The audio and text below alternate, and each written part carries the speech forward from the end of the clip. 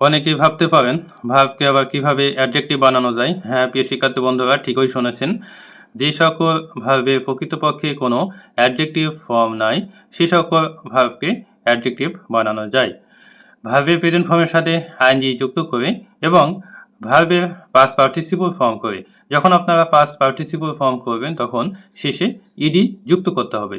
যেমন it is an interesting story. তো দেখেন এখানে ইন্টারেস্টিং হচ্ছে অ্যাডজেক্টিভ এবং ভার্বের প্রেজেন্ট ফর্মের সাথে অর্থাৎ ইন্টারেস্টের সাথে কিন্তু আইএনজি যুক্ত করা হয়েছে এবং অ্যাডজেক্টিভ হিসাবে কাজ করেছে।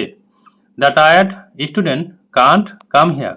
তো দেখেন এখানে আর্টিকেল দ্য এর পরে টায়ার্ড বসানো হয়েছে। টায়ার্ড হচ্ছে অ্যাডজেক্টিভ এবং এটি হচ্ছে ভার্বের পাস্ট পার্টিসিপল ফর্ম।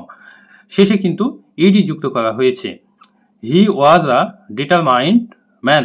তো দেখেন সেম অবস্থা এখানেও ডিটারমাইন্ড শেষে কিন্তু ইডি যুক্ত করা হয়েছে, অর্থাৎ ভার্বের প্রেজেন্ট ফর্মকে পাস্ট পার্টিসিপল ফর্ম বানানো হয়েছে। Thank you.